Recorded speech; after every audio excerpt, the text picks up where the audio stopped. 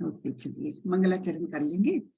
ओम अज्ञानतिमिरान्धस्य ज्ञानाञ्जनशलाकया चक्षुरुन्मीलितं येन तस्मै श्रीगुरवे नमः।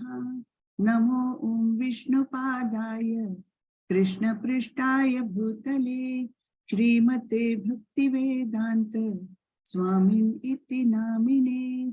नमस्ते सारस्वते देवे गौरवाणी प्रचारिणे निर्विशेषाय शून्यवादी पाश्चात्य देश तारिणे। जयो श्री कृष्ण चैतन्य प्रभो नित्यानंदा श्री अद्वैत गदाधर श्रीवास आदि गौर भक्त वृंदा। हरे कृष्णा कृष्णा कृष्णा हरे हरे, हरे राम राम राम हरे हरे। हरे कृष्ण। चलिए सब लोग मिलके बोलते हैं हरे कृष्णा महामंत्र। चलिए अनम्यूट कर लीजिए।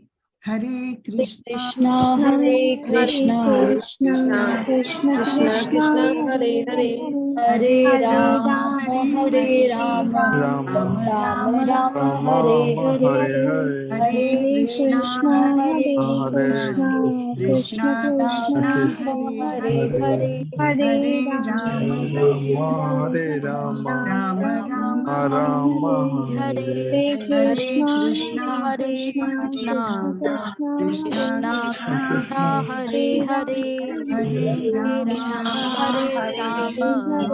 राम हरे हरे, हरे कृष्णा। हरे कृष्ण। हरे कृष्ण। हरे कृष्णा सभी को। हरे कृष्ण। हरे कृष्ण। चलिए सब लोग म्यूट करेंगे प्लीज। चलिए तो आज का है अध्याय 13वां, क्षेत्र क्षेत्रज्ञ विभाग योग, यानी क्षेत्र और क्षेत्रज्ञ क्या है इसके बारे में हमें इस अध्याय में जानकारी मिलने वाली है। क्षेत्र किसे कहते हैं ये पहले देखेंगे हम। तो अर्जुन के प्रश्न से चालू होता है ये अध्याय। अर्जुन उवाच प्रकृतिं पुरुषं चैव क्षेत्रं क्षेत्रज्ञमेव च एतद् वेदितुम् इच्छामि ज्ञानं ज्ञेयं च केशव। यानी अर्जुन ने 6 क्वेश्चंस पूछे हैं। क्या बोल रहे हैं? अर्जुन ने पूछा, हे कृष्ण, मैं प्रकृति एवं पुरुष, ये 2 हो गए, क्षेत्र एवं क्षेत्रज्ञ तथा ज्ञान और ज्ञेय, इनके बारे में जानने को उत्सुक हूँ।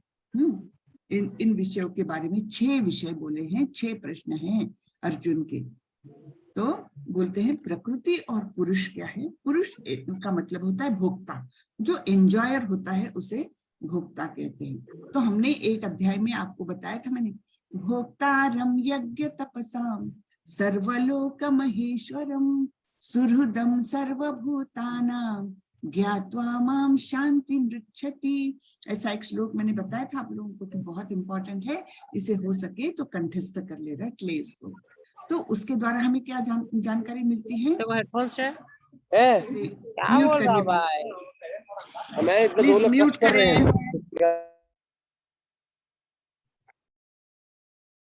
तो उस श्लोक के द्वारा हमें क्या पता चला था कि मनुष्य को शांति किस प्रकार मिल सके। तो भगवान ने बोला है कि 3 बातें याद रखने से इंसान को शांति मिल सकती है। उसे उस श्लोक को शांति सूत्र भी कहा जाता है। तो कौन सी 3 बातें हमें याद रखनी है। भोक्तारम यज्ञ तपसाम, यानी सारे ही यज्ञ एवं तपस्याओं के भोक्ता कौन है। भोक्ता यानी एंजॉयर। भोक्ता कौन है, श्री कृष्ण है। फिर दूसरा क्या बोला है, तीनों लोकों के स्वामी कौन है, सभी लोकों के स्वामी कौन है, कृष्ण है। और तीसरा बोला था सभी के सुहृद मित्र कौन है, यानी हितैषी मित्र कौन है, जिनके मन में हमारा केवल हित है। ऐसे हमारे सबसे अच्छे मित्र कौन है, कृष्ण है। अगर ये हम जान ले, ठान ले मन में, तो हमारे मन में हमेशा शांति रहेगी। हमें किसी प्रकार की एंजाइटी नहीं होगी, टेंशन नहीं होगा।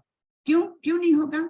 क्योंकि हम जानते हैं हमारे तो सबसे अच्छे बड़े मित्र है कृष्ण, तो वो देख लेंगे ना, हर समस्या का हल उनके पास है, तो मैं क्यों चिंता करूं मेरी छोटी छोटी समस्याओं के बारे में, वो है ना मेरे मित्र। ये जब हमारे मन में हम ठान लेंगे तो हमको ना कोई चिंता होगी, ना टेंशन होगा, ना कुछ स्ट्रेस आएगा, हमारे मन में हमेशा शांति रहेगी। ठीक है ना। तो वही बात यहाँ पर भगवान फिर से बोल रहे हैं। तो इस प्रकार से ये प्रश्न पूछा जा रहा है कि प्रकृति एवं पुरुष यानी भोक्ता कौन है, क्षेत्र और क्षेत्रज्ञ क्या है, और ज्ञान तथा ज्ञेय। ज्ञेय यानी क्या? ज्ञान तो हमें मालूम है, कोई भी चीज के बारे में जानकारी हासिल करना वो ज्ञान होता है। लेकिन ज्ञेय क्या है? ज्ञेय यानी जिसके बारे में जानकारी हासिल करनी चाहिए, वो ज्ञेय, जानने योग्य। ऐसा क्या है? ज्ञेय क्या है? ये सब इनके बारे में अर्जुन जानने के लिए इच्छुक है। मेरी आवाज कम आ रही है क्या? नहीं माता जी, क्लियर है। क्लियर है ना? किसी ने लिखा है थोड़ा तेज बोलिए। हाँ माता जी, वो बार बार लिख रहे हैं। मैंने लेकिन उनको बोला है मैं तो पर्सनली। क्योंकि मैं तो मेरी कैपेसिटी से थोड़ा ज्यादा ही बोल रही हूँ, गला भी मेरा सूखता है इसके कारण। जी माता जी, ठीक क्लियर है माइक वॉइस। लेकर, हाँ ऐसा माइक लेकर बोलती हूँ, शायद थोड़ी आवाज ज्यादा आए। ठीक है, तो इसके उत्तर में भगवान ने क्या कहा देखते हैं। श्री भगवान उवाच इदं शरीरं कौन्तेय क्षेत्रमित्यभिधीयते एतद् यो वेत्ति तं प्राहुः क्षेत्रज्ञ इति तद्विदः। श्री भगवान ने कहा, हे कुंती पुत्र, यह शरीर क्षेत्र कहलाता है और इस क्षेत्र को जानने वाला क्षेत्रज्ञ है। तो क्षेत्र किसे कहा गया है? हमारे शरीर को क्षेत्र कहा गया है, और इसके बारे में जो जानता है उसे क्या कहा गया है? क्षेत्रज्ञ। ठीक है, तो हम आगे बढ़ते हैं। इधर क्या था ये? हाँ, तो भगवान ने बताया है प्रकृति क्या है, ये भी बताया है। प्रकृति यानी जो हमारी भौतिक प्रकृति है, हमारे आजू बाजू में जो कुछ है उसमें सब कुछ आए, मिट्टी, पत्थर, टेकड़ियां, पेड़ पौधे, नदी नाले, जो कुछ है वो सभी भौतिक प्रकृति कहलाती है। ठीक है, पुरुष किसे कहते हैं? पुरुष यानी जो आनंद भोगता है, यानी प्रकृति का जो आनंद भोगता है उसे पुरुष कहा गया है। प्रकृति का आनंद भोगने वाले सारे पुरुष हैं।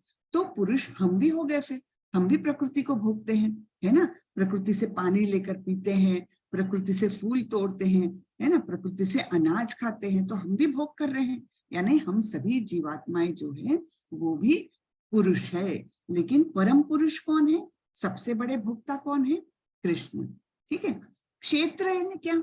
क्षेत्र यानी हमारा शरीर, क्षेत्र यानी हमारा शरीर, और क्षेत्रज्ञ यानी क्षेत्र का ज्ञाता, यानी शरीर में जो आत्मा स्थित है वो। तो क्षेत्रज्ञ दो प्रकार के होंगे। एक तो हमारी अपनी आत्मा जो इंडिविजुअल की आत्मा है ना, इंडिविजुअल की आत्मा है, वो एक क्षेत्रज्ञ हो गई।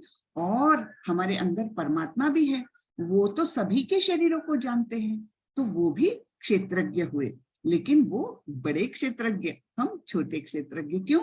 क्योंकि हम केवल अपने शरीर के बारे में जानेंगे, लेकिन परमात्मा स्वरूप जो हमारे अंदर है वो तो सभी के शरीरों के बारे में जानेंगे।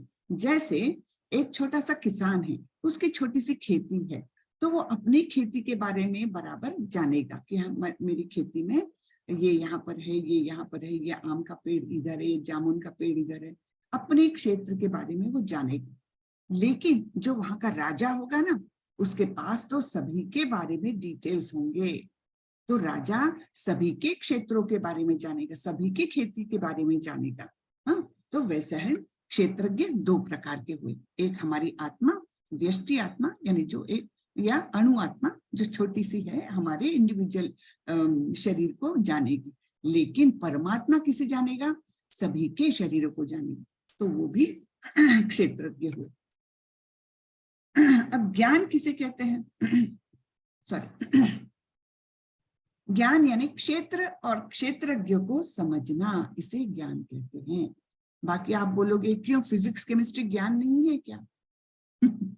वो तो बहुत ही यहीं का भौतिक ज्ञान है, वो यहीं पर खत्म हो जाए, है ना। फिजिक्स केमिस्ट्री मैथमेटिक्स ये भी तो ज्ञान है, नहीं, हम जब ज्ञान के बारे में बात कर रहे हैं भगवत गीता में, तो ये केवल आध्यात्मिक स्वरूप का ज्ञान है। और यहाँ पर ज्ञान किसे कहा गया है? क्षेत्र और क्षेत्रज्ञ को समझना, यानी हमारे शरीर और हमारी आत्मा, या हमारा शरीर और परमात्मा, इनके बारे में जानकारी होना, यानी ज्ञान। ठीक है। अब ज्ञेयम क्या है? ज्ञान का लक्ष्य क्या है? ज्ञान का लक्ष्य है परमात्मा को जानना। ठीक है, तो ये हमारा ज्ञान का लक्ष्य है, परमात्मा को हमें जानना है। तो ये समझ में आ गया। प्रकृति यानी भौतिक प्रकृति, जो हम देखते हैं, हम जिसका अनुभव करते हैं, जिसका हम भोग भी करते हैं, वो है भौतिक प्रकृति। पुरुष यानी क्या है? जो आनंद भोगता है प्रकृति का, उसे कहते हैं पुरुष।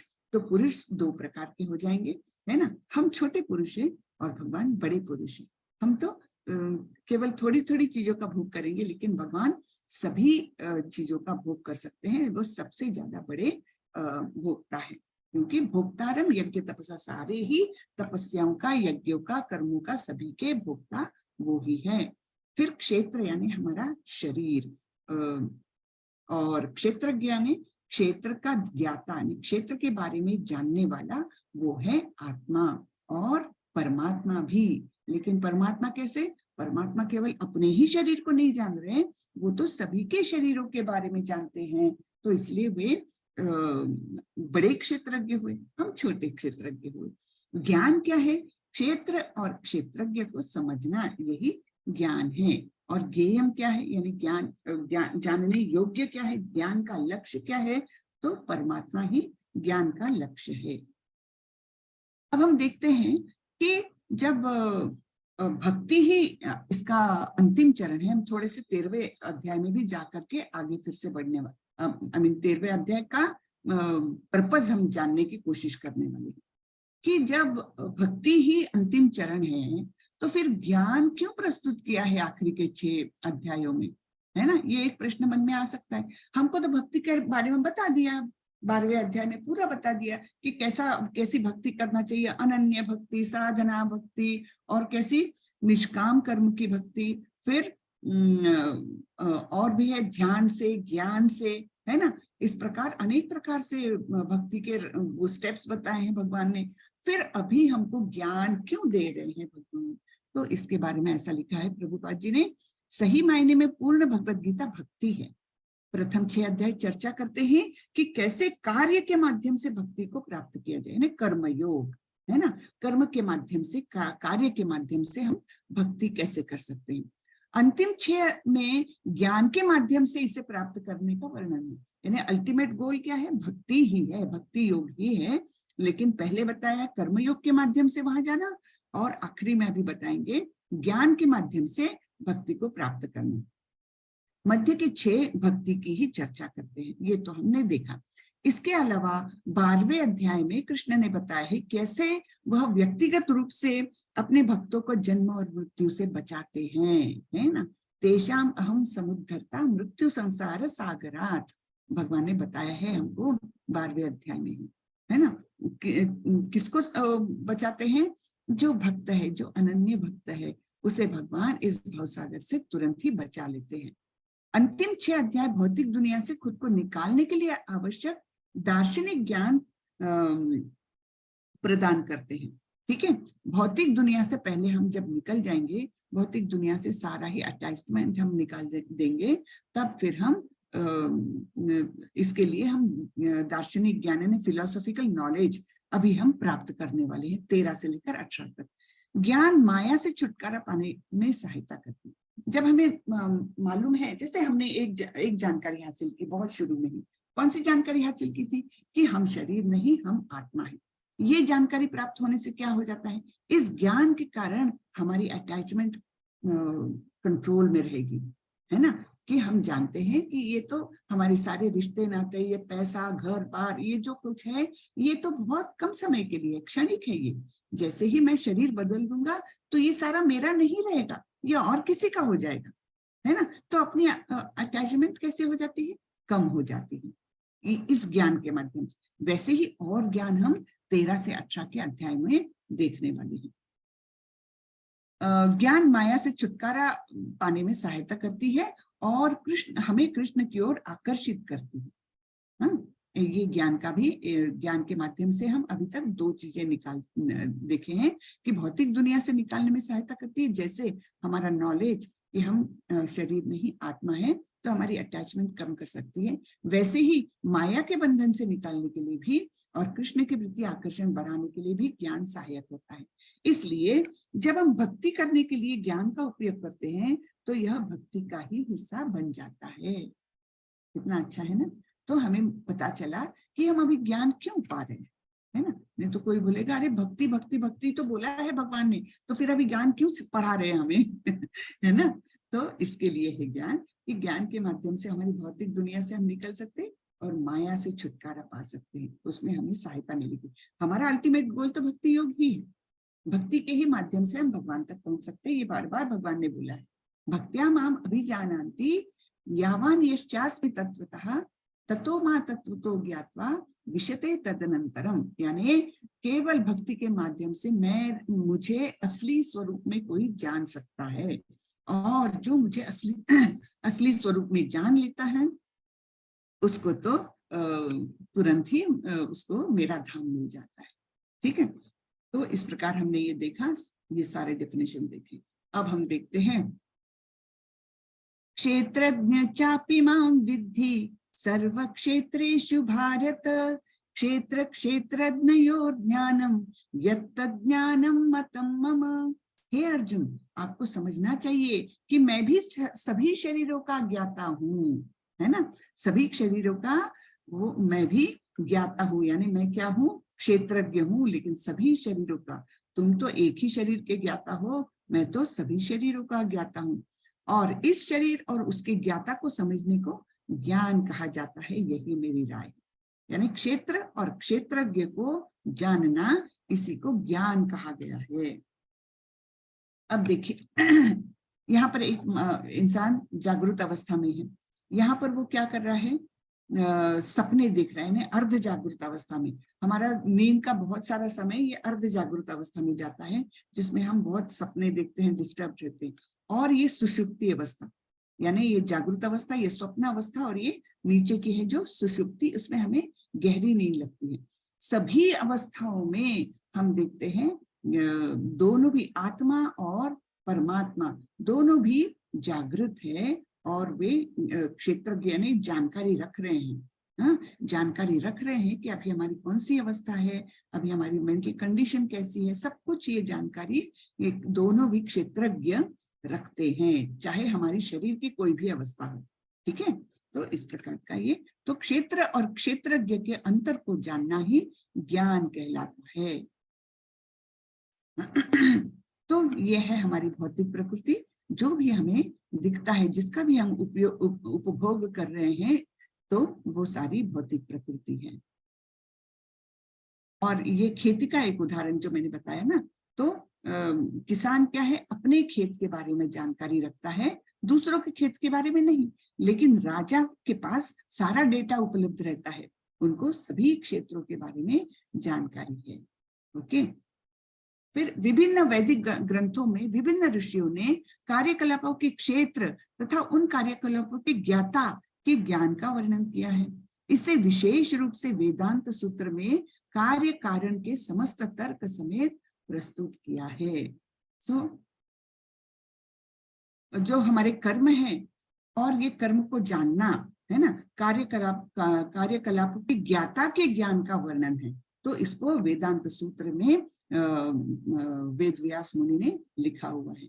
यहाँ पर प्रभुपाद जी बताते हैं, भगवान की शक्ति का प्राकट्य अन्नमय रूप में होता है। अब ये हमें जानना है, भगवान की शक्ति का प्राकट्य एक अन्नमय रूप में, यानी जिस हमारी चेतना की सबसे लोएस्ट अवस्था, कि सभी प्राणी अन्न पर निर्भर करते हैं, हम भी अन्न पर निर्भर करते हैं। तो अस्तित्व के लिए भोजन पर निर्भरता, यह ब्रह्म की भौतिकतावादी अनुभूति है। सबसे लोएस्ट लेवल की ये अनुभूति है, जिसे कहते हैं अन्नमय कोश। ठीक है, सबसे लोएस्ट लेवल की, इसमें सभी जानवर, सभी जीव, मनुष्य समेत सभी जीव इसमें रहते ही हैं। अन्नमय कोश तो है ही, लेकिन हमें ऊपर ऊपर ऊपर जाना है। इसके ऊपर का कोश कौन सा है? अन्न में परम सत्य की अनुभूति करने के पश्चात फिर प्राणमय रूप में मनुष्य सजीव लक्षणों या जीवन रूपों के परम सत्य की अनुभूति करता है कि मुझ में चेतना है और इस चेतना के कारण ही मेरे शरीर में हलचल है। इसका जो अनुभूति होती है अन्न कोश के बाद, अन्नमय कोश के बाद ये होती है और इसे कहते हैं प्राणमय कोश। ठीक है, इसे कहते हैं प्राणमय कोश। तो पहला है, सबसे लोएस्ट है अन्नमय, उसके ऊपर है प्राणमय, फिर उसके ऊपर है ज्ञानमय रूप में यह अनुभूति सजीव लक्षणों से बढ़कर चिंतन, अनुभव तथा आकांक्षा तक पहुंचती है। अब हमारी मेंटल लेवल बढ़ गई तो उसमें हम क्या कर सकते हैं? चिंतन करते हैं, कोई अनुभव करते हैं। अब ये अनुभव की परिभाषा ऐसी है, जैसे हम एक कुत्ता है, कुत्ते को हमने पत्थर उठा के ऐसे जस्ट एक्शन की, तब भी उसको लगेगा अरे ये पत्थर मार सकता है। क्यों क्यों क्यों लगता है? क्योंकि उसके अनुभव में कहीं तो भी रिकॉर्डेड है कि ऐसे पत्थर उठा के इंसान ऐसे मार सकता है। तो हमने केवल एक्शन भी किया ना, पत्थर नहीं भी उठाया, सिर्फ एक्शन भी किया, तब भी कुत्ते भाग जाते। क्यों? क्योंकि उनके अनुभव में है। वैसे ही कोई बच्चा है, बच्चे को पहले तो मालूम नहीं होता कि आग के पास जाने के बाद जलते हैं, लेकिन एक बार अगर उसका हाथ जल गया तो उसके अनुभव में वो आ जाएगा, फिर वो वैसे ही गलती नहीं करेगा, है ना। तो इस प्रकार हम अनुभव से सीखते हैं। तो ये अनुभव और आकांक्षा, इच्छाएं बढ़ना, उस तक गए तो उसे कहते हैं ज्ञानमय कोश। तो सबसे लोएस्ट है अन्नमय, फिर प्राणमय और उसके बाद है अनुभव, चिंतन वगैरह की स्टेज है, वो ज्ञानमय कोश कहलाती तीसरी। तब ब्रह्म की उच्चतर अनुभूति होते हैं जिसे विज्ञानमय रूप कहते हैं। अब हम ब्रह्म तक का सोच सकते हैं कि हम कैसे पैदा हुए, हमें किसने निर्माण किया, है ना। इसके बारे में जब सोचने लगते हैं, जिससे जीव के मन तथा जीवन के लक्षणों को जीव से भिन्न समझा जाता है ना। तो हम अब समझने लग गए कि ये क्रिएशन जो है हमारे शरीर की भौतिक जगत की है, लेकिन हम इससे अलग है ना। हमारे मन में विचार अलग है, मन से भी मैं अलग हूँ, बुद्धि से भी मैं अलग हूँ। ये सब जब विचार करते हैं तब उसे क्या कहते हैं? विज्ञानमय। इसकी अनुभूति करना, केवल सुनने से नहीं, इस चीज की अनुभूति करते हैं, तब हम कौन से कोश में हैं? विज्ञानमय कोश। और उसके पश्चात परम अवस्था आती है जो आनंदमय है, अर्थात सर्व आनंदमय प्रकृति की अनुभूति है। अब हम जानते हैं भगवान का स्वरूप कैसा होता है। भगवान का स्वरूप है सत चित आनंद स्वरूप। सत चित आनंद। सत यानी क्या? सत यानी अविनाशी, इटर्नल, हमेशा रहने वाला, वो है सत। चित यानी क्या? चित यानी नॉलेज, ज्ञान। तो सत चित। और आनंद क्या है? आनंद यानी ब्लिसफुलनेस, आनंदमय जो स्थिति होती है वो हैप्पीनेस, है ना। तो भगवान का स्वरूप नित्य ऐसा ही है, सत चित आनंद स्वरूप। हमारी आत्मा का भी स्वरूप वैसा ही है। क्यों? क्योंकि हम तो भगवान के अंश हैं, है ना। ममैवांशो जीवलोके जीवभूता सनातना। भगवान ने खुद कहा है 15वें अध्याय में कि सारे ही जीवात्मा मेरे अंश है। तो हमारा भी बेसिक स्वरूप कैसा है? हमारी आत्मा का भी स्वरूप सत चित आनंद स्वरूप है। ठीक है। तो ये आनंदमय स्थिति तक जाना यानी आनंदमय कोश, ये टॉप मोस्ट अवस्था है हमारे एग्जिस्टेंस की, हमारे अस्तित्व की। ये चेतना की सबसे बड़ी अवस्था है और इस अवस्था तक हमने पहुंचना चाहिए। इस प्रकार से ब्रह्म अनुभूति की 5 अवस्थाएं हैं जिन्हें ब्रह्म पुच्छ कहा जाता है। तो ये 5 अवस्थाएं हमने देख ली। इनमें से प्रथम 3 अन्नमय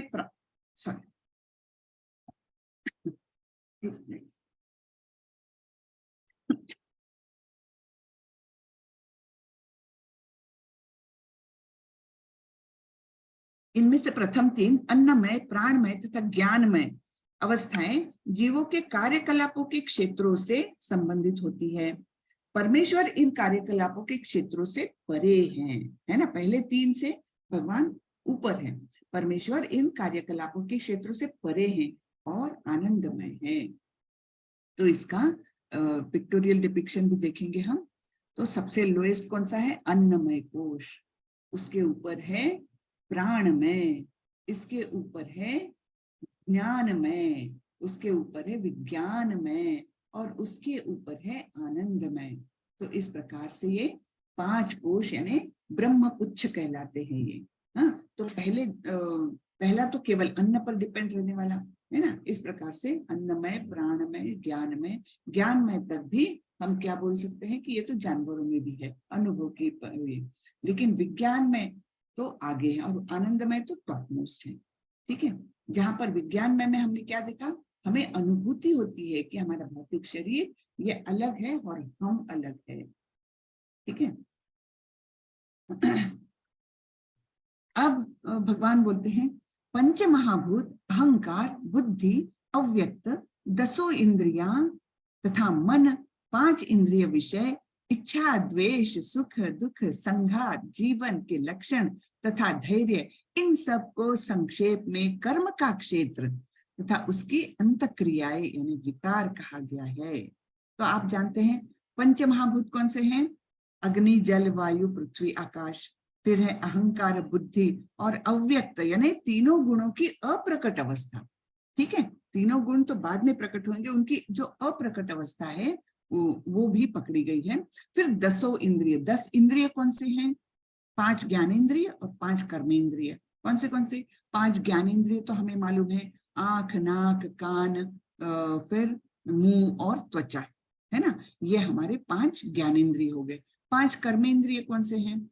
5 कर्मेंद्रिय है हाथ, पैर, मुंह, हाथ, पैर, मुंह और एक मिनट और जननेन्द्रिय और हमारे गुदा, यानी ये सब कर्मेंद्रिय हो गई। तो ये 5 कर्मेंद्रिय हो गई। फिर मन, फिर 5 इंद्रिय विषय। इंद्रिय विषय क्या हो गए? इंद्रिय विषय हो गए स्पर्श, रूप, गंध, है ना। स्पर्श, रूप, गंध, ध्वनि और स्वाद। ठीक है, तो इस प्रकार से ये 5 इंद्रिय विषय हुए। उसके बाद इच्छा, द्वेष, सुख, दुख, संघात, जीवन के लक्षण तथा धैर्य, इन सबको संक्षेप में कर्म का क्षेत्र तथा उसकी अंत विकार क्रियाएं कहा गया है। हाँ, अंत क्रियाएं यानी विकार कहा गया है।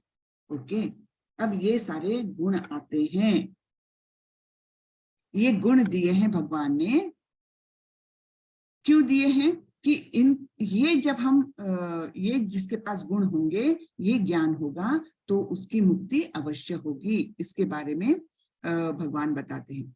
अमानित्वम, अदाम्भित्वम, अहिंसा, क्षान्तिरार्जवम, आचार्योपासनम, शौचम, स्थैर्यम, आत्मविनिग्रहः, इंद्रियार्थेषु वैराग्यम, अनहंकार एव च, जन्म मृत्यु जरा व्याधि, दुख दोषानुदर्शनम, असक्तिर अनभिष्वंग, पुत्रदार गृहादिषु, नित्यं च समचित्तत्वम्, इष्टानिष्टोपपत्तिषु, मयि चानन्य योगेन भक्तिरव्यभिचारिणी, विविक्त देश सेवित्वम्, अरतिर्जन संसदि, अध्यात्म ज्ञान नित्यत्वम्, तत्वज्ञानार्थ दर्शनम्, एतज्ज्ञानमिति प्रोक्तम्, अज्ञानम यदतोन्यथा। ओहो, कितने सारे गुण बताए भगवान ने।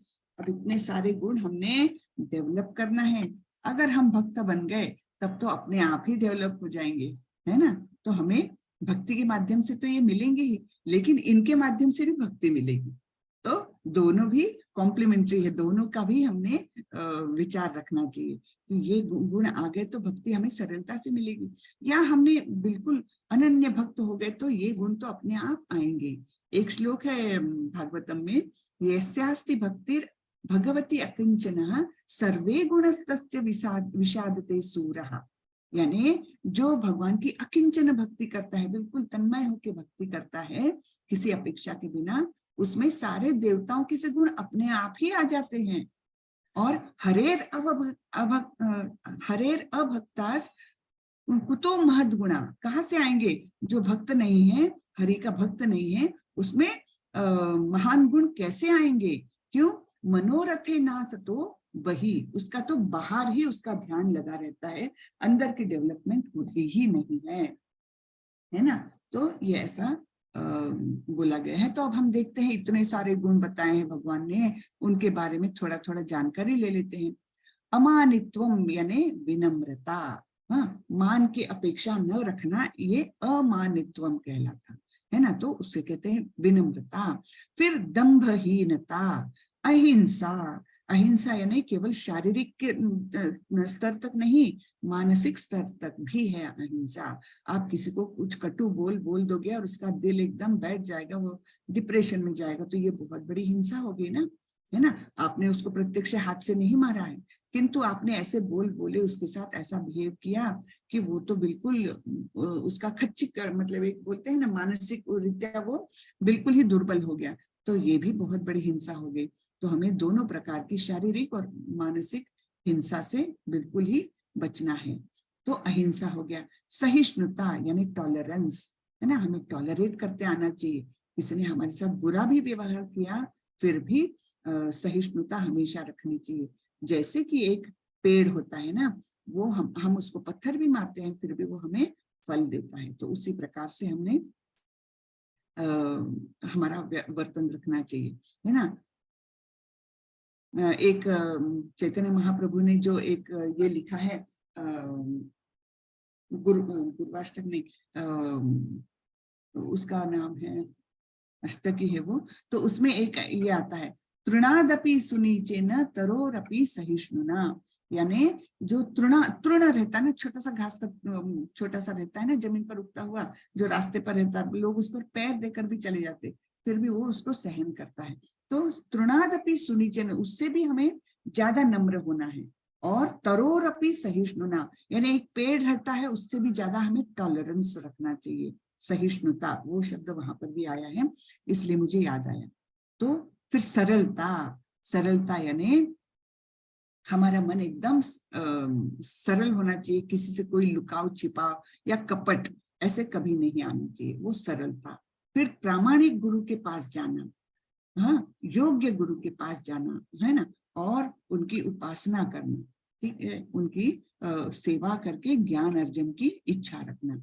पवित्रता, पवित्रता शरीर की भी मन की भी, ठीक है। और जो 4 रेगुलेटिव प्रिंसिपल्स है ना इस्कॉन के, उसमें क्या क्या है, एक तो नो मीट ईटिंग यानी नॉनवेज नहीं खा सकते, नो गैम्बलिंग यानी जुआ नहीं खेल सकते, फिर तीसरा क्या है, नो इंटॉक्सिकेशन यानी नशा नहीं कर सकते, और चौथा है विवाह बाह्य कोई भी संबंध नहीं रख सकते। तो वो विवाह बाह्य संबंध जो है वो अपनी मानसिक और शारीरिक पवित्रता के लिए बहुत आवश्यक है ना, वो नहीं बिल्कुल बिल्कुल भी नहीं रखना चाहिए, ठीक है। तो ये एक पवित्रता का हुआ। स्थिरता, वो तो पता है आप लोगों को, स्टेबल रहना चाहिए, मेंटली हमने बहुत स्टेबल रहना चाहिए। फिर आत्म संयम, मालूम है, इंद्रिय तृप्ति के विषयों का परित्याग, है ना, कि इंद्रिय तृप्ति के पीछे भागना नहीं चाहिए, उन विषयों का यानी उन आकांक्षाओं का या इच्छाओं का बोलो, उनका परित्याग कर देना चाहिए। अहंकार का अभाव, अहंकार नहीं रखना चाहिए। फिर जन्म मृत्यु वृद्धावस्था तथा रोग के दोषों की अनुभूति, ये एक बहुत इंपॉर्टेंट है। ये भौतिक जगत में सबसे बड़ी समस्याएं कौन सी है पता है आपको? भौतिक जगत की हमारी सबसे बड़ी समस्या है, सबकी है, आपकी है, मेरी है, सबकी ये 4 समस्याएं। कौन सी है वो? जन्म मृत्यु जरा व्याधि। हाँ, तो जन्म होता है वो भी बहुत कष्टदायक होता है, मृत्यु होती बहुत कष्टदायक होती है, जरा यानी बुढ़ापा, बुढ़ापा भी बहुत तकलीफदायक होता है, और व्याधि यानी रोग, हाँ, किसी प्रकार की व्याधि होना यानी रोग होना, ये चारों भी जो है ये यहाँ की वास्तविक समस्याएं हैं। क्यों वास्तविक समस्याएं हैं? क्योंकि आज तक इससे किसी को भी छुटकारा नहीं मिला, ना तो कोई छुटकारा पाने का कोई उपाय ढूंढ सका है, किसी को भी इन चारों चीजों से छुटकारा नहीं मिल सकता। तो जो भौतिक जगत में आता है जीव, कम से कम उसने ये अनुभव करना चाहिए कि ये यहाँ की वास्तविक समस्याएं हैं, इनसे छुटकारा केवल मैं गोलोक वृंदावन जाऊंगा या वैकुंठ धाम जाऊंगा तभी मुझे इनसे छुटकारा पाना है। लेकिन होता क्या है पता है, लोग ऐसी अवस्था में भी अपने आप को सुखी मानते हैं। हाँ, अरे नहीं, मैं तो ये इस टाइप का अगर मुझे जन्म मिला ना तो मैं बार बार भी यहाँ जन्म लेने को तैयार हूँ, ऐसे बोलने वाले लोग। अब इनको हम क्या कहें? क्या इनको मूर्ख कहना चाहिए? बिल्कुल कहना चाहिए, प्रभुपाद बोलते हैं। तो क्यों? क्योंकि अगर वो जिस समस्याओं से घिरे हैं उन्हीं को पहचान नहीं पा रहे हैं, तो वो बाहर निकलने का रास्ता कैसे ढूंढेंगे? बाहर निकलने के लिए इच्छा कैसे जागृत होगी उनकी, है ना? तो पहले तो हमको ये समझना चाहिए कि यहाँ पर कोई सुखी नहीं रह सकता।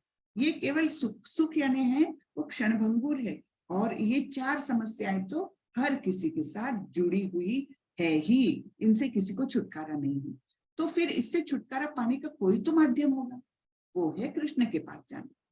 हाँ, तभी हमें जन्म मृत्यु जरा व्याधि के से छुटकारा मिल सकता है। तो एटलीस्ट उसकी अनुभूति करना ये भी भक्त का गुण है। ये यहाँ पर बताया है कि ये सब चीजें मेरे लिए बहुत तकलीफदायक है, इसकी अनुभूति करना भी भक्त का लक्षण है। कितनी अच्छी बात है ना? ये बात आप लोग समझ लीजिए अच्छे से कि जन्म मृत्यु जरा व्याधि दुख दोषानुदर्शनम। ओके, कि यहाँ की वास्तविक समस्या है जिससे कोई किसी को छुटकारा नहीं मिला, ना कोई उसका उपाय ढूंढ पाया है। उपाय है तो केवल एक है कि मैं भक्ति के माध्यम से कृष्ण के धाम जाऊं, तब ये मेरी वास्तविक समस्या छूट जाएगी। वहां पर ना जन्म है, ना मृत्यु है, ना बुढ़ापा है, ना रोग है। तो वहां पर कितना अच्छा वातावरण है ना? कोई बूढ़ा होता ही नहीं, सोचो तो कितना अच्छा है। हाँ, और कोई मरता भी नहीं है, कोई किसी का जन्म भी नहीं होता, ना है जन्म, ना है मृत्यु, और ना है रोग कोई भी प्रकार के। तो फिर कितना सुखमय वातावरण है ना? और यहाँ पर तो अरे आज क्या हो गया, आज कमर दुख रही, आज क्या हो गया, आज सिर दुख रहा, हाँ आज पैर में मोच आ गई।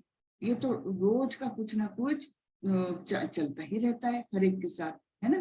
तो ये सब वास्तविक समस्याएं भौतिक जगत में होने के कारण है।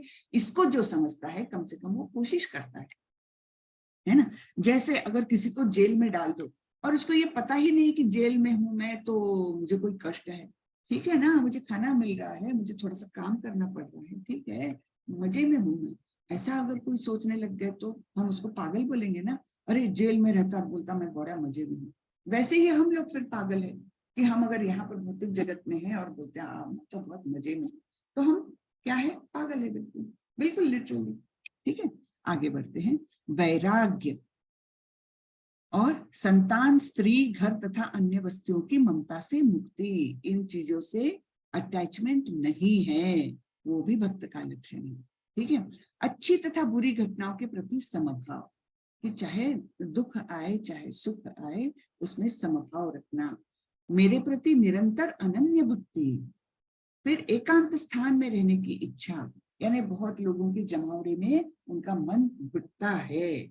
जमावड़ा कैसा हो, भक्तों का हो तो बहुत आनंद में रहेंगे भक्त, लेकिन अगर जो ग्राम्य कथाएं बोलते हैं, अरे उसके लड़के ने पता है तुमको वो इंटरकास्ट मैरिज किया है, या वो लड़की मालूम है तुमको वो हक की शादी की उसने, ये ऐसी जो ग्राम्य बातें होती है ना, इसमें बिल्कुल रुचि नहीं रखते भक्त लोग, बिल्कुल भी नहीं, उसमें बिल्कुल टाइम वेस्ट नहीं करते हैं। ठीक है, उनके प्रति उनको कोई इच्छा नहीं रहती कि मैं मेरे पड़ोसी के बारे में जानूं और कुछ नहीं, लेकिन सबके प्रति उसके मन में करुणा है और प्रेम है। लेकिन ये सब, ये जो ग्राम्य बातें मैंने बोली उसके बारे में, या आज कर्नाटक में क्या हो रहा, आज दिल्ली में क्या हो रहा, ठीक है, थोड़ा सा जो मिनिमम बेसिक है उतनी जानकारी रखेंगे, लेकिन पूरे टाइम उसमें ध्यान नहीं देंगे, है ना? तो इस प्रकार से उनके बारे में बताया गया है। फिर आगे क्या बोला है, जन समूह से एकांत स्थान में रहने की इच्छा हो गई। फिर है जन समूह से बिलगाव, वही जो मैंने बताया कि बहुत भीड़ भाड़ में और जहां ग्राम्य कथाएं होती है वहां जाने में वो रुचि नहीं रखते। आत्म साक्षात्कार की महत्ता को स्वीकार करना, है ना? तो ये बहुत ज्ञान, मतलब ज्ञान की बातें हैं जो मेरा उद्धार करने वाली है, ये महत्व उसका समझना। फिर तथा परम सत्य की दार्शनिक खोज, इन सबको मैं ज्ञान घोषित करता हूं, और इनके अतिरिक्त जो भी है वह सब अज्ञान है। ठीक है, एकदम स्पष्ट शब्दों में बोला है भगवान ने ये सब जिसके पास है वो ही ज्ञान है और नहीं तो अज्ञान है। ठीक है ना, ये समझ में आ गया ना सबको? आगे बढ़ते हैं। तो ये सबके शब्दार्थ दिए हैं, एक बार फास्ट पढ़ लेती हूँ, मैंने बता दिए वैसे आप लोगों को। नम्रता है ना, यानी जो पहला ही है अमानित्व जो है ना, ये अमानित्व, वो नम्रता के बारे में बताया है यहाँ पर। नम्रता यानी सम्मानित होने की संतुष्टि के लिए उत्सुक ना होना। शिष्टता, समझना कि तुम शरीर नहीं हो और इस प्रकार सम्मान और अनादर एक ही है, उसको शिष्टता बोलेंगे। अहिंसा, जब तक कोई लोगों को आध्यात्मिक ज्ञान तक नहीं पहुंचाता तब तक वह हिंसा का अभ्यास कर रहा है। अरे बाप रे, देखो कितना बोल्ड स्टेटमेंट है। तो अहिंसा किसे कह रहे हैं कि आप अगर सामने वाले को या अपने घर में बच्चों को वगैरह आध्यात्मिक ज्ञान नहीं पहुंचा रहे तो आप उनका नुकसान कर रहे हो, आप हिंसा कर रहे हो। तो ये बहुत ही बड़ी बात है। सहनशीलता, दूसरों से अपमान और अपमान सहने का अभ्यास करें। फिर सादगी, इतना सीधा कि आप दुश्मन के सामने भी सच का खुलासा कर देंगे, इतनी सरलता है। ठीक है, एक आध्यात्मिक गुरु को स्वीकार करना, तो ये तो जरूरी है, उसके बिना हम अध्यात्म में प्रगति नहीं कर सकते। हमें एक गुरु चाहिए ही चाहिए, एक नहीं, एक से अनेक भी होंगे तो चलेगा, लेकिन उनका सबका ध्येय एक ही होना चाहिए। ऐसे नहीं कि यहाँ पर आप इस्कॉन के भी कर रहे हैं और दूसरे कोई पंथ का भी कर रहे हैं, तो क्या हो जाएगा, खिचड़ी हो जाएगी। एक पंथ के प्रामाणिक गुरु, और गुरु हमेशा देखना कैसे, एक तो गुरु परंपरा से आया हुआ ज्ञान हो उन्हें, और वे स्वयं भक्त हो, तो इतना जरूरी है। स्वच्छता यानी स्नान से बाहरी स्वच्छता और जप से आंतरिक स्वच्छता, शौचम। ठीक है, स्थिरता, आध्यात्मिक जीवन में प्रगति करने का दृढ़ संकल्प, इसे कहते हैं स्थिरता। आत्मसंयम, आध्यात्मिक उन्नति के प्रतिकूल कुछ भी अस्वीकार करे, है ना, कि कोई बोल रहा है अरे चलना मूवी देखने चलते हैं, तो सीधे शब्दों में नहीं बोलना चाहिए, क्योंकि उससे मेरी आध्यात्मिक उन्नति नहीं होने वाली, तो मुझे देखने की जरूरत नहीं है। या इंद्रियों को नियंत्रित करें, है ना, आत्मसंयम में। इंद्रिय वस्तु का त्याग, अनावश्यक मांगों को पूरा करने के लिए नहीं, केवल भक्ति सेवा के लिए, शरीर को फिट रहने के लिए कृतज्ञ। तो हमको केवल हमारे शरीर का हम फिटनेस देखते हैं, ये नहीं कि उसको ब्यूटीफाई कर रहे हैं, ये नहीं कि उसको जिम जा रहे हैं, शरीर को अननेसेसरीली हम इतना महत्व दे रहे हैं जो एकदम टेम्पररी है। आवश्यक है उतना ध्यान देना ही पड़ेगा शरीर की तरफ, क्योंकि शरीर के माध्यम से ही हम भक्ति कर रहे हैं, लेकिन अनावश्यक रीति से उसको बहुत क्या बोलते हैं हमारे भाषा में, चोचले करना, बहुत ज्यादा लाड़ करना शरीर के, ये बिल्कुल नहीं करना चाहिए, है ना। जितना फिट रहने के लिए और स्वच्छ रखने के लिए जितना आवश्यक है उतनी ही शरीर के प्रति जागरूकता रखें। बाकी बहुत ज्यादा उसके प्रति वो मतलब लगाव नहीं रहना चाहिए अपने शरीर के प्रति, क्योंकि ये जान लीजिए हम बहुत लोग हैं आजकल कलयुग में, सभी लोग अपने शरीर के लिए ज्यादा जागरूक है, अपनी आत्मा के लिए कोई भी जागरूक नहीं। तो हमको क्या करना चाहिए, हमको आत्मा के प्रति ज्यादा जागरूक रहना चाहिए। शरीर केवल एक माध्यम है, भक्ति सेवा के लिए भी मुझे शरीर की आवश्यकता है, इसके लिए मैं शरीर की तरफ ध्यान दे रहा हूँ, इतना ही। ठीक है, फिर झूठे अहंकार की अनुपस्थिति, कि अस्वीकार कि मैं यह शरीर या मन हूँ, स्वीकार करे कि मैं कृष्ण का सेवक हूँ। ठीक है ना, झूठे अहंकार की अनुपस्थिति। झूठा अहंकार कब आता है, जब हम अपने आप को देह समझने लगते हैं, और जब हम अपने आप को कृष्ण का सेवक, कृष्ण का अंश मानने लगते हैं, तब वो असली अहंकार है ना। अहंकार तो होगा ही, लेकिन हमें असली अहंकार रखना है, झूठा अहंकार नहीं रखना है। बुराई की धारणा, उचित स्रोत से इनके बारे में नियमित रूप से सुने, भौतिक जीवन से घृणा करे। ठीक है, फिर अनासक्ति, कृष्ण के लिए सब कुछ बलिदान करने के लिए तैयार रहे। फिर पत्नी, बच्चों, परिवार आदि के साथ कोई उलझाव नहीं। यदि आप इसे कृष्ण चेतना के तरीके से कर सकते हैं तो इसका अभ्यास करना चाहिए, लेकिन त्याग अगर कृष्ण चेतना के प्रतिकूल है तो नहीं करना चाहिए। इस प्रकार इनमें सभी ये दिए हैं, वो मैं बता ही चुकी हूँ। अब भगवान बोल रहे हैं, अब मैं तुम्हें ज्ञेय के विषय में बतलाऊंगा, जिसे जानकर तुम नित्य ब्रह्म का आस्वादन कर सकोगे। यह ब्रह्म या आत्मा जो अनादि है और मेरे अधीन हैं, इस भौतिक जगत के कार्यकरण से परे हैं। ठीक है, ज्ञेय किसे जानना है हमें, ज्ञेय वहां पर बताया है कि जिसे जानकर तुम नित्य ब्रह्म का आस्वादन कर सकोगे, ऐसी बात को बोलते हैं ज्ञेय। तो यह ब्रह्म या आत्मा जो अनादि है और मेरे अधीन है, इस भौतिक जगत के कार्यकरण से परे है। कुछ ऐसा है जो भौतिक जगत के परे हैं। तो वो क्या है, तो अभी परमात्मा का वर्णन कर रहे हैं। हाँ, ये सब भौतिक गुणों से परे हैं और उनका वर्णन अभी 15वें श्लोक से भगवान कर रहे हैं। सर्वेन्द्रिय गुणाभासम सर्वेन्द्रिय विवर्जितम असक्तम सर्वभृक्षैव निर्गुणम गुणभोक्तृ च। परमात्मा समस्त इंद्रियों के मूल स्रोत है, फिर भी वे इंद्रिय रहित है। अब देखिए भगवान का वर्णन जब आता है ना, तब हमारी बुद्धि काम की नहीं है। मैंने बार बार बताया है, ये केवल भक्त ही जान सकता है। नहीं तो हम बोलेंगे अरे ऐसा कैसे हो सकता है, भगवान अगर इस कमरे में है तो उस कमरे में कैसे रह सकते हैं, मैं तो नहीं रह सकता। लेकिन भगवान रह सकते हैं। भगवान गोलोक वृंदावन में नित्य वास करते हैं और नारायण रूप में वैकुंठ में भी है, और वो भौतिक जगत में तो सर्वव्यापी है, सभी का व्याप्त किया हुआ है। फिर कैसे क्या रह सकते हैं भगवान? क्यों? क्योंकि भगवान की जो भी शक्तियां हैं हमारी बुद्धि से परे है। हमारी बुद्धि बहुत छोटी है। ठीक है, उसे कैसे समझना चाहिए? उसे हम गुरु साधु शास्त्र के माध्यम से और भक्ति के माध्यम से ही समझ सकते हैं। तो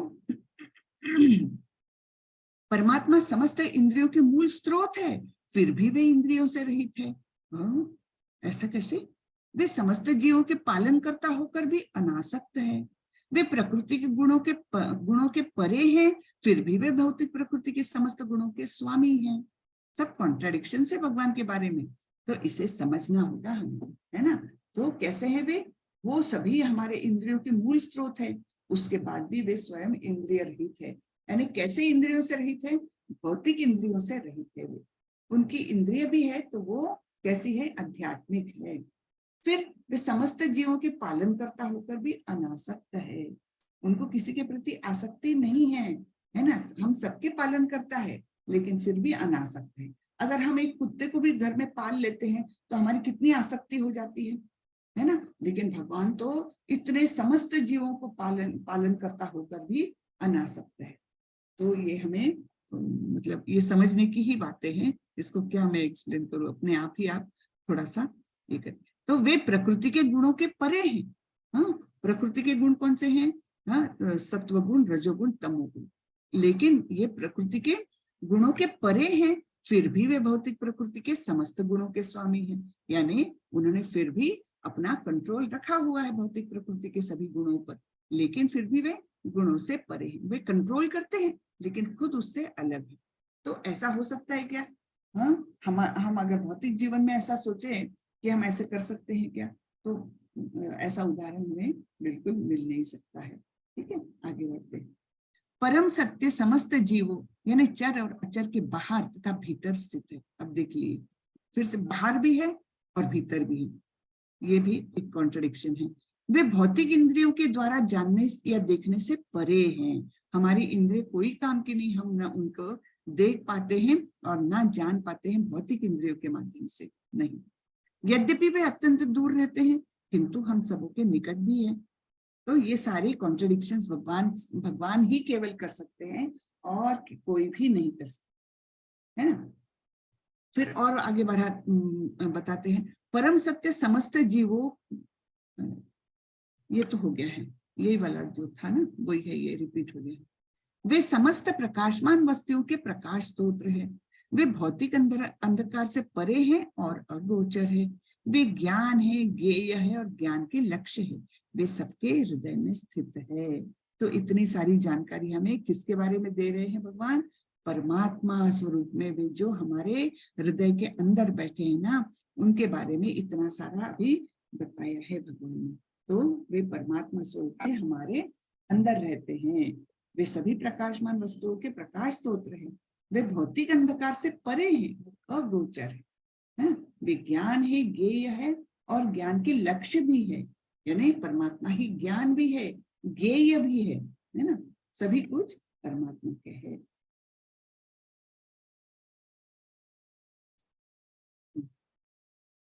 इस प्रकार मैंने कर्म क्षेत्र यानी शरीर, ज्ञान तथा ज्ञेय का संक्षेप में वर्णन किया है। इसे केवल मेरे भक्त ही पूरी तरह समझ सकते हैं और इस तरह मेरे स्वभाव को प्राप्त होते हैं। मैंने भी बताया ना बार बार कि केवल भक्त ही भगवान को जान सकते हैं, तो यहाँ भगवान वही बता रहे हैं ना। प्रकृति तथा जीवों को अनादि समझना चाहिए। उनके विकार तथा गुण प्रकृति जन्य। प्रकृति और जीव कैसे हैं? जीव हमारे अनादि, यानी अनादि यानी क्या? जिसका आदि नहीं, यानी जिसका स्टार्ट नहीं, जिसका स्टार्टिंग नहीं रहता उसका एंड भी नहीं रहेगा। तो इस प्रकार प्रकृति और जीव ये कैसे हैं? अविनाशी है, हमेशा रहने वाले हैं। उनके विकार तथा गुण प्रकृति जन्य है ना, प्रकृति के से ही वे विकार भी प्राप्त करते हैं और गुण भी प्राप्त करते हैं। जो कुछ कैरेक्टरिस्टिक्स होती है ना, वो प्रकृति के द्वारा ही प्राप्त होती है। आगे बढ़ते हैं। कार्य कारण कर्तृत्वे हेतु प्रकृतिरुच्यते, पुरुष सुख दुखानां भोक्तृत्वे हेतु रुच्यते। प्रकृति समस्त भौतिक कारणों तथा कार्यों यानी परिणामों की हेतु कही जाती है और जीव यानी पुरुष इस संसार में विविध सुख दुख के भोग का कारण कहा जाता है।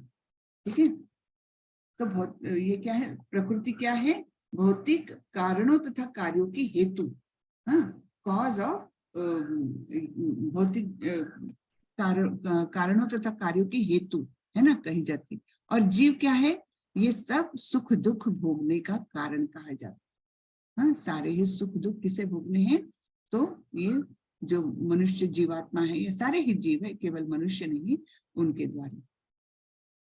अब यहाँ पर जो पिक्चर दिखाया है, इसमें क्या दिखता है हमें?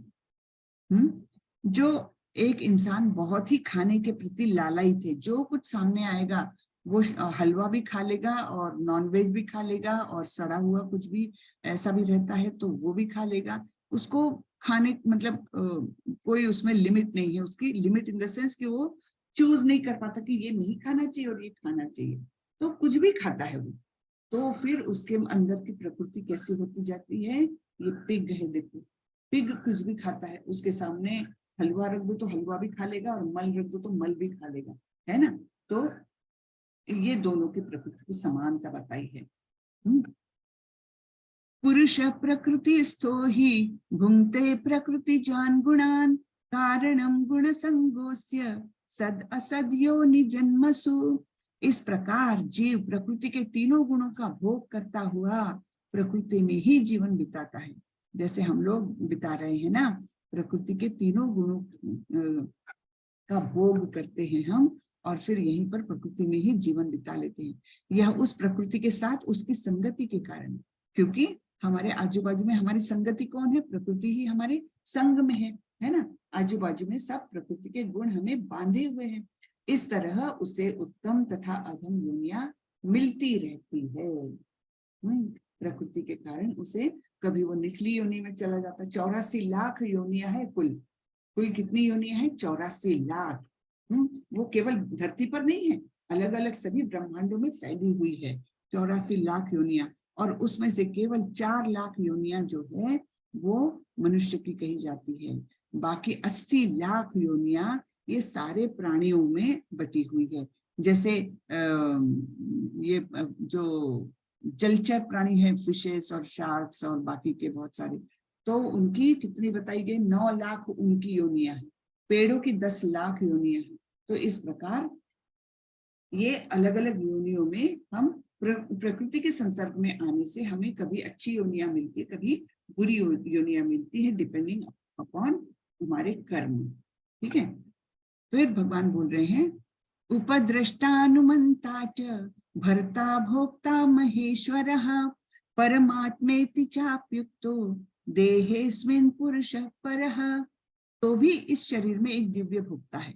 यानी भगवान बोल रहे हैं कि प्रकृति के संसर्ग में आने से अच्छे बुरे कर्म करते रहते हो और अच्छी बुरी योनियां मिलती रहती है तुमको, फिर भी इस शरीर में, हर शरीर में जहां भी आप जाओ तो उसमें एक दिव्य भोक्ता है जो ईश्वर है, परम स्वामी है और साक्षी तथा अनुमति देने वाले के रूप में विद्यमान है, जो परमात्मा कहलाता है।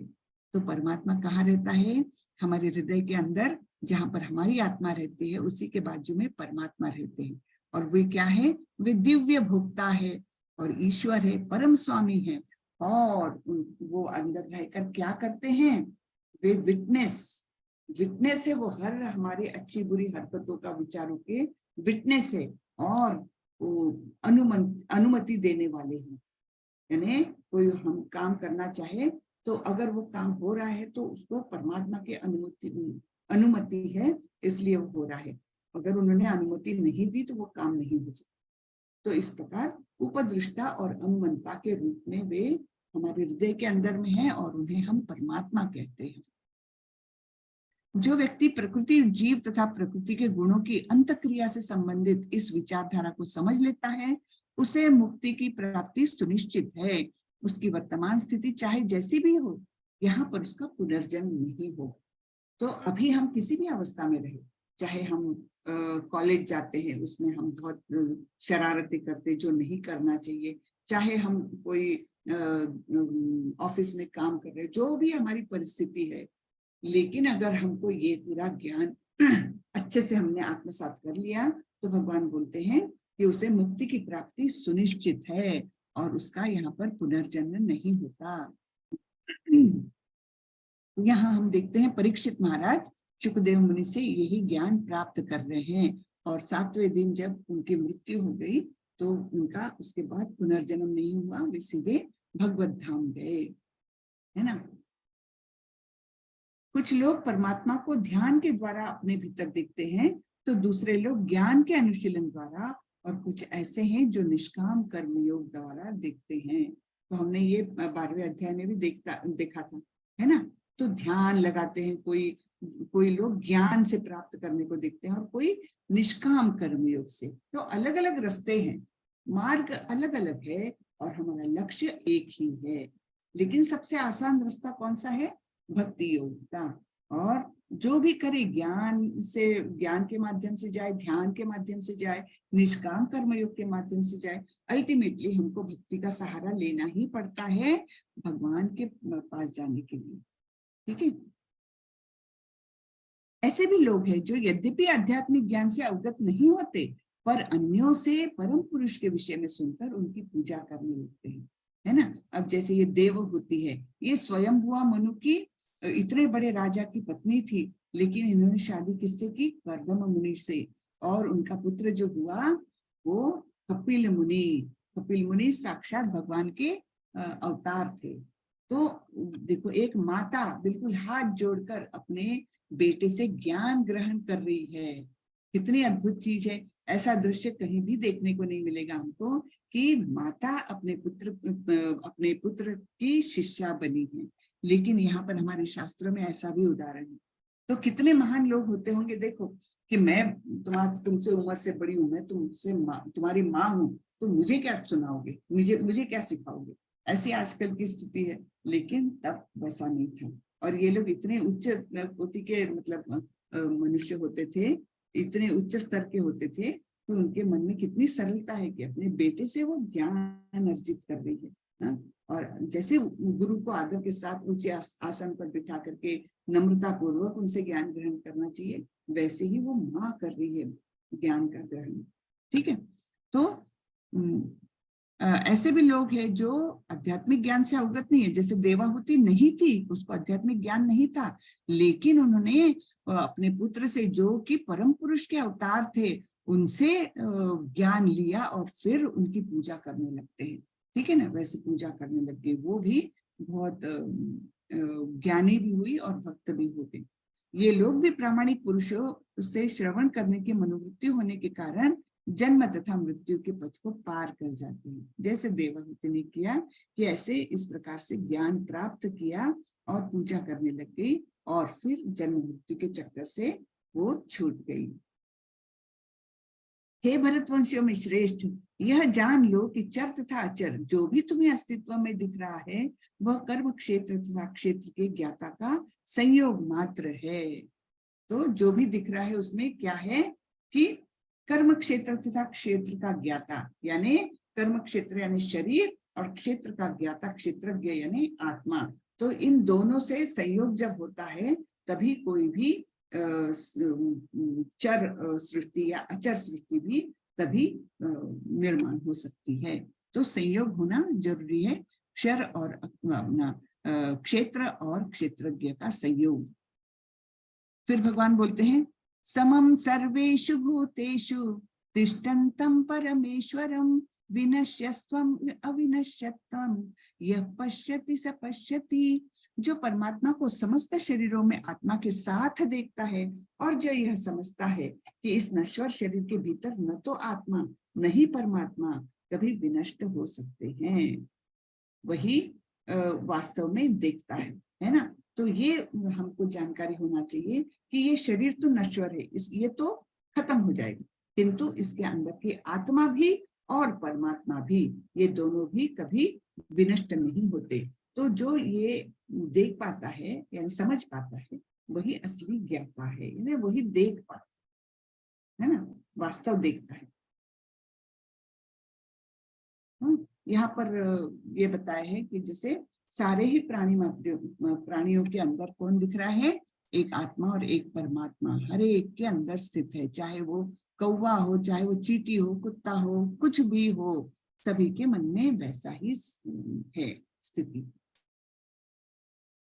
जो व्यक्ति परमात्मा को सर्वत्र तथा प्रत्येक जीव में समान रूप से वर्तमान देखता है वह अपने मन के द्वारा अपने आप को भ्रष्ट नहीं करता, इस प्रकार वह दिव्य गंतव्य को प्राप्त करता है। हाँ, जो व्यक्ति परमात्मा को सर्वत्र और प्रत्येक जीव को है ना, परमात्मा को वो सभी जगह देखता है। कैसे क्या? क्योंकि वो जानता है कि हर जीव के अंदर, हर चराचर सृष्टि के अंदर परमात्मा का वास है, तो वो सभी में सर्वत्र देखता है परमात्मा को और प्रत्येक जीव को समान रूप से देखता है। प्रत्येक जीव इक्वल है उसके लिए, चाहे वो प्राणी हो चाहे वो इंसान हो, तो उनको सबको समभाव से देखता है। तो इस प्रकार वह दिव्य गंतव्य को प्राप्त होता है। ठीक है। जो यह देखता है कि सारे कार्य शरीर द्वारा संपन्न किए जाते हैं, जिसकी उत्पत्ति प्रकृति से हुई है, और जो देखता है कि आत्मा कुछ भी नहीं करता, वही यथार्थ में देखता है। तो सारे ही काम काज जो है हमारे रोजमर्रा के, वो तो शरीर द्वारा संपन्न होते हैं और उसमें प्रकृति साथ देती है, और देखते हैं कि आत्मा तो कुछ नहीं करती, शरीर करता है और प्रकृति के साथ करता है। ठीक है। यद्यपि आकाश सर्वव्यापी है, किंतु अपनी सूक्ष्म प्रकृति के कारण किसी वस्तु से लिप्त नहीं होती। इसी प्रकार ब्रह्म दृष्टि में स्थित आत्मा शरीर में स्थित होते हुए भी शरीर से लिप्त नहीं होता। शरीर के अंदर हमने रहना चाहिए, लेकिन शरीर से लिप्त नहीं होना चाहिए, शरीर के प्रति आसक्ति नहीं रखना चाहिए। तो जैसे जैसे आकाश सभी जगह पर रहता है, लेकिन किसी वस्तु से लिप्त नहीं होता, किसी वस्तु से लिप्त नहीं होता। जैसे चलिए उसका उदाहरण मुझे याद। तो इसी तरह जो ब्रह्म स्थित में ब्रह्म दृष्टि से स्थित है आत्मा, जो ज्ञानी हो चुका है, तो वो शरीर में रहते हुए भी शरीर से लिप्त नहीं होता।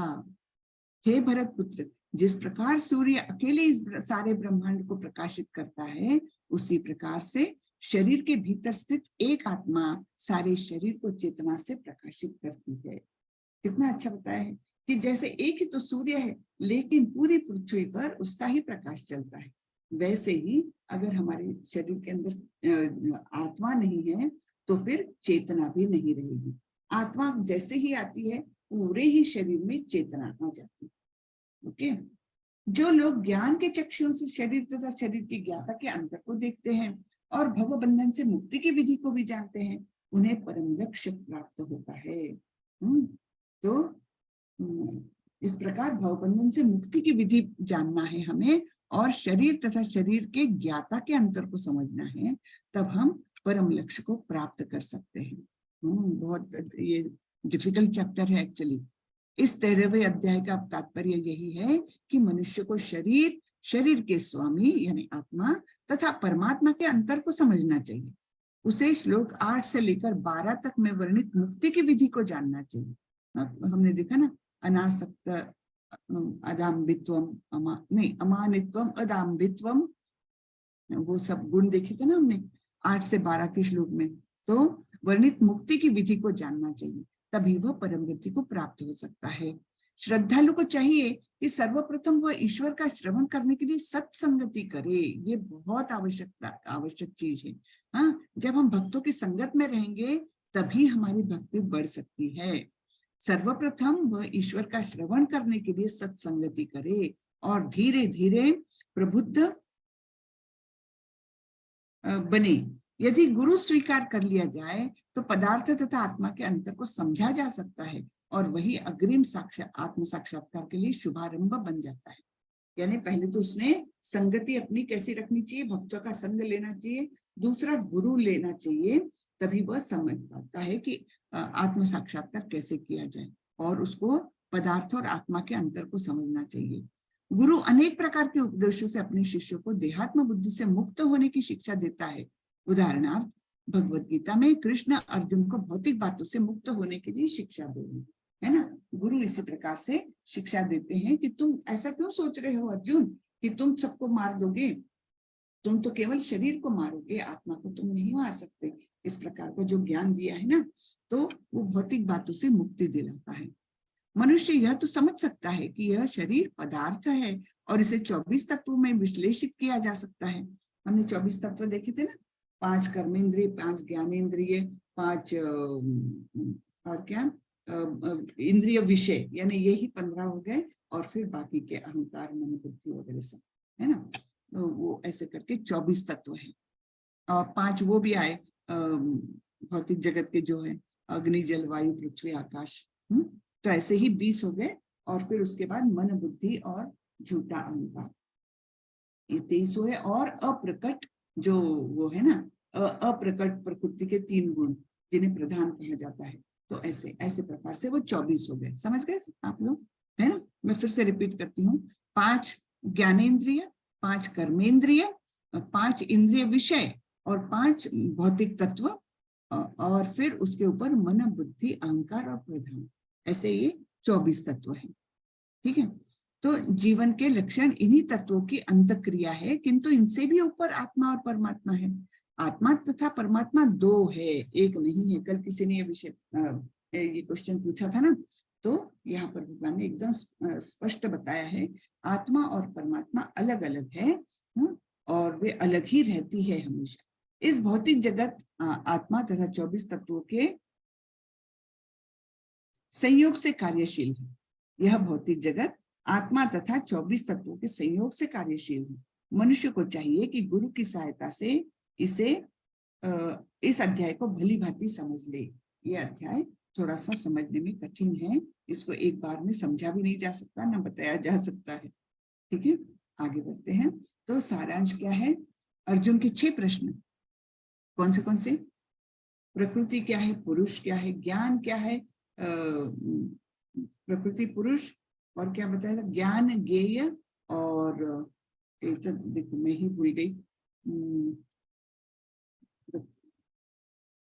क्षेत्र, क्षेत्रज्ञ, प्रकृति, पुरुष और ज्ञान तथा ज्ञेय, ऐसे 6 प्रश्न पूछे थे। ठीक है, क्षेत्र और क्षेत्रज्ञ और ज्ञान का वर्णन वो भी दिया है यहाँ पर। ज्ञान प्राप्ति की प्रक्रिया मई चानन्य योगेन, यानी मेरी अनन्य भक्ति करके ही। हाँ, ज्ञेयम क्या है तो वो भी बताया है, ऑब्जेक्ट ऑफ नॉलेज। प्राकृत, पुरुष और संघ ये भी बताया है और ज्ञान का दर्शन कराया है। क्षेत्र क्षेत्र यो ज्ञानम एतद ज्ञानम मतम म, है ना। चलिए, तो आज का ये अध्याय खत्म हो गया। किसी को कुछ प्रश्न पूछना है तो पूछ सकते हैं।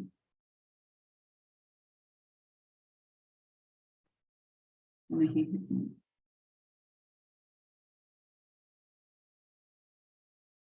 किसी ने प्रश्न पूछा है कि अगर हमारे आसपास कोई उचित गुरु ना हो तो क्या करें। देखिए, मैं यानी ये शास्त्र ही बताते हैं और ये तो मैंने अनुभव भी किया है। जब हमारे मन में इच्छा जागृत हो जाती है ना, भगवान गुरु को हमारे पास भेजते हैं। किसी भी प्रकार से आपकी गुरु से मुलाकात हो जाएगी अगर आपके मन में उतनी सिंसियरिटी है। भगवान ने देखा, परमात्मा तो सब जानते हैं, हमारे अंदर होते हैं। जब वो देखते हैं कि इनके मन में बहुत इच्छा जागृत हो गई है और सिंसियरिटी है, तो वो गुरु को आपसे मिला ही देते हैं। ऐसे ही सर्कमस्टेंसेस आते हैं कि गुरु से आप मिलोगे ही मिलोगे। अभी हम लोगों का भी हम लोग जो अभी इस्कॉन के लिए काम कर रहे हैं, तो इच्छा तो थी मन में, लेकिन किसके पास जाए, घर से बाहर निकले, दूर जाए और मंदिर में जाए या किससे मिले, किसको गुरु करे, एकदम संभ्रम था। गुरु अगर करने की कुछ वो ही नहीं थी, लेकिन इच्छा जरूर थी। सब हम लोग जो बातें करते हैं ना, तो ये जानते हैं कि हाँ, अरे हाँ, इच्छा तो जरूर थी, लेकिन मार्ग नहीं मिल रहा था। तो देखो, कोविड ने हमको इतने अच्छे गुरु दिलवाए, घर बैठे, वो भी इतना ज्ञान उन्होंने दिया हमें, जितना हम ग्रास्प कर सके तो वो तो छोटी बात है, लेकिन उनके पास तो ज्ञान का भंडार है। और उन्होंने इतने ज्ञान के दरवाजे खोल दिए कि अभी ऐसा लगता है 24 घंटे कम पड़ते हैं। तो ये सब कुछ कैसे हुआ? अपने आप हुआ, बिल्कुल अपने आप हुआ। भगवान ने कैसे रास्ता दिखा दिया, कैसे किसी ने लिंक भेज दी, कैसे ज्वाइन हो गया, और फिर तो एकदम यानी छोड़ ही नहीं पाते, ऐसा हो गया। तो यही जीवन हो गया पूरा। तो ये कैसे हुआ? भगवान ने दिया। ऐसे ही हर एक को गुरु से बराबर मिलाते हैं। तो कुछ भी होता है, और अगर हम सिंसियर रहे तो भगवान गुरु से मिलाते हैं। ठीक है, तो उसके लिए हमें करना नहीं पड़ता, वो भेजते हैं, गुरु को भेजते हैं। हरे कृष्ण। आर्यन प्रभु, आपको कुछ पूछना है? हरे कृष्ण माता जी। हरे माता जी, कृष्ण। कल के चैप्टर में आपने जी, बताया था भक्ति की 6 सीढ़ियां, तो उन्हें नोट करना था, रिपीट कर दीजिए प्लीज। 6 सीढ़ियां, नवविधा भक्ति, नवविधा भक्ति वो वही था ना कल? नवधा भक्ति नहीं मैम, हाँ, फिर वो अनन्य भक्ति, साधना, अच्छा ज्ञान, अच्छा, ये। हाँ हाँ, अच्छा, अनन्य भक्ति था। अनन्य जी भक्ति, उससे लोअर है साधना भक्ति। उसके जी बाद है आध्यात्मिक कर्म। उसके नीचे है निष्काम कर्म। और फिर ज्ञान नहीं, फिर ज्ञान, हाँ, और फिर ध्यान। जी, थैंक यू, धन्यवाद माता जी। ओके, हरे कृष्ण। हरे कृष्ण। चलिए। मतलब चैट में और क्वेश्चन आए। अच्छा, मैं करती हूँ माता जी। माता ऑनलाइन कीर्तन का लिंक मांगा। फिर माता जी, अगर हमारे पास हाँ, ये आपने अटेंड करी है माता जी। फिर क्या क्या?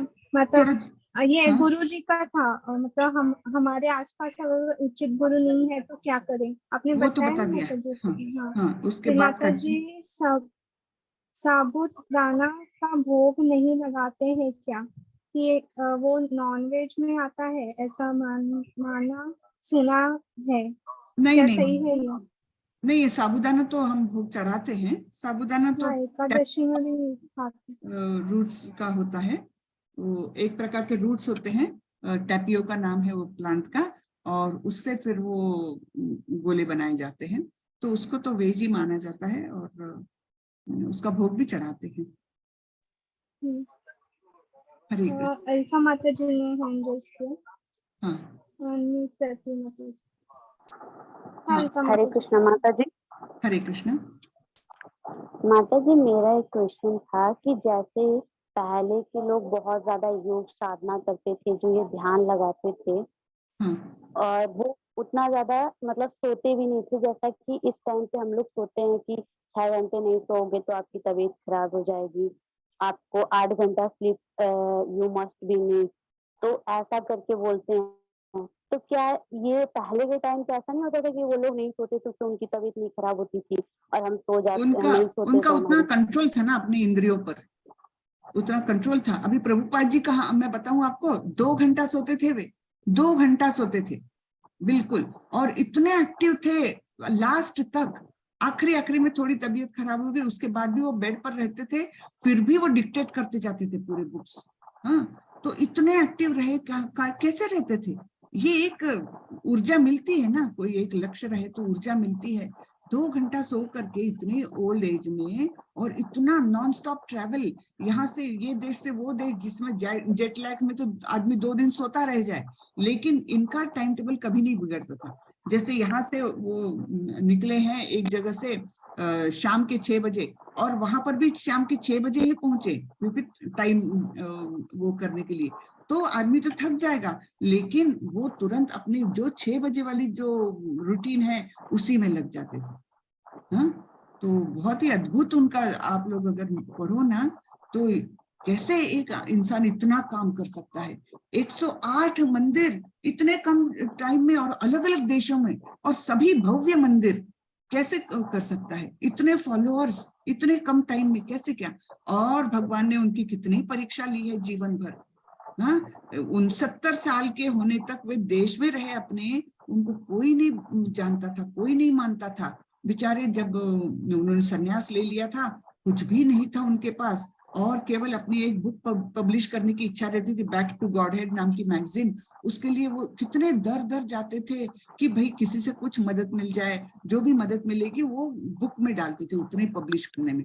बुक क्या खुद के लिए करते थे भाई? नहीं, लेकिन ये आध्यात्मिक ज्ञान ज्यादा से ज्यादा लोगों तक पहुंचाने के लिए इतना उनमें जुनून था जैसे। और जैसे तैसे वो 40 रुपए खीसे में लेकर के अमेरिका गए।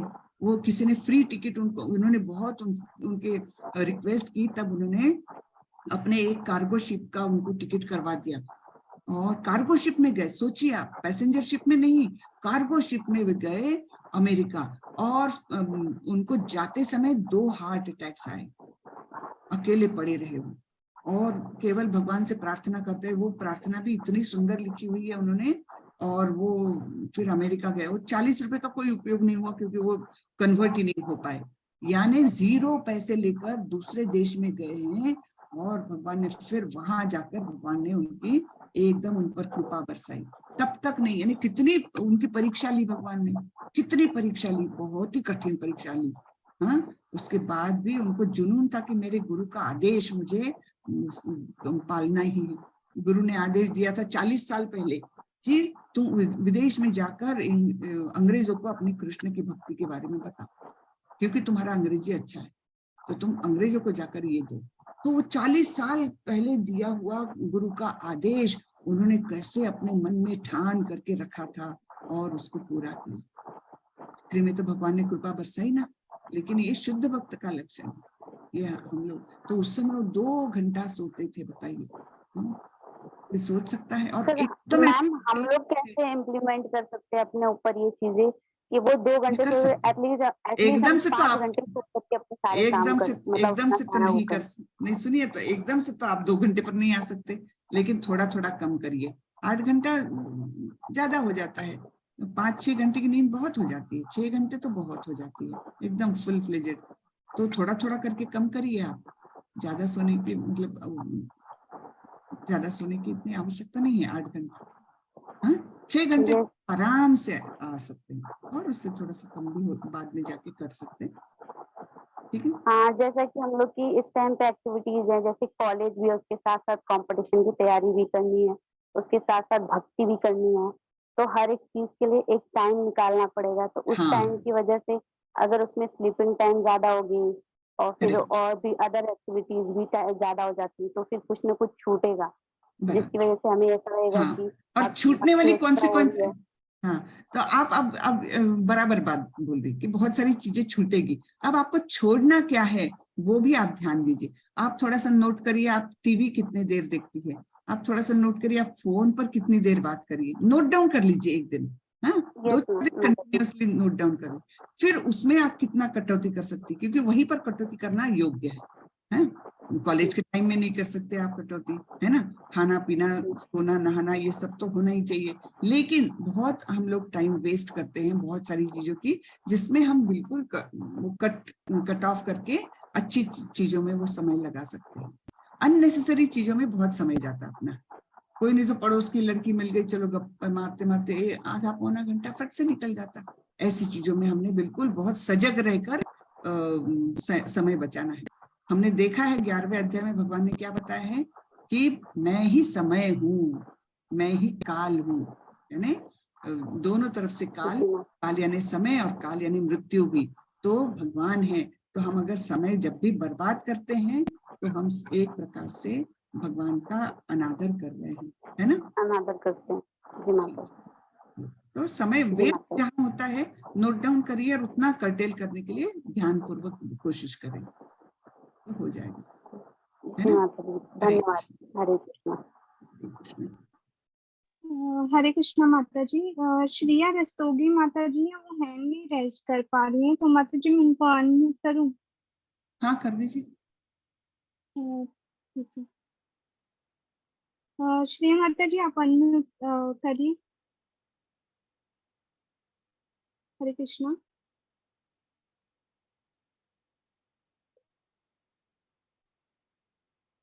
मैंने उनको रिक्वेस्ट भेजा है माता जी, पर वो अनम्यूट नहीं कर रही है। ठीक है कोई बात नहीं, फिर नहीं है तो कल ले लेंगे उनका। हाँ, उन्होंने मुझे कॉल भी किया था माता जी, वो मुझसे आत्मा और परमात्मा के बीच में डिफरेंस पूछ रही थी क्या होते, तो मैंने कल उनको बताया। आज हाँ आपने भी वो कवर किया है। एक जी। उसमें चैट में कुछ आया है। माता जी उन्होंने ही मैसेज किया है कि अच्छा। माता जी हम आपसे प्रश्न पूछ सकते हैं। ठीक है माता जी। हाँ मैं उनको, अगर वो कॉल करेंगी तो मैं नोट करके रखती हूँ क्वेश्चन, अगर मैं आंसर ना दे पाऊँ तो जी जी। हम कवर कर लेंगे next ओके में। जी। चलिए, तो फिर आज का क्लास यहीं खत्म करते हैं। वाचा कल्पतरुभ्यस्य कृपा सिंधुभ्यैव च पतितानां पावनेभ्यो वैष्णवेभ्यो नमो नमः। अनंत कोटि वैष्णव वृंद की जय। श्रीला प्रभुपाद की जय। हरे कृष्ण हरे कृष्ण हरे कृष्ण। और कोई क्वेश्चन तो नहीं आया ना? नहीं माता जी।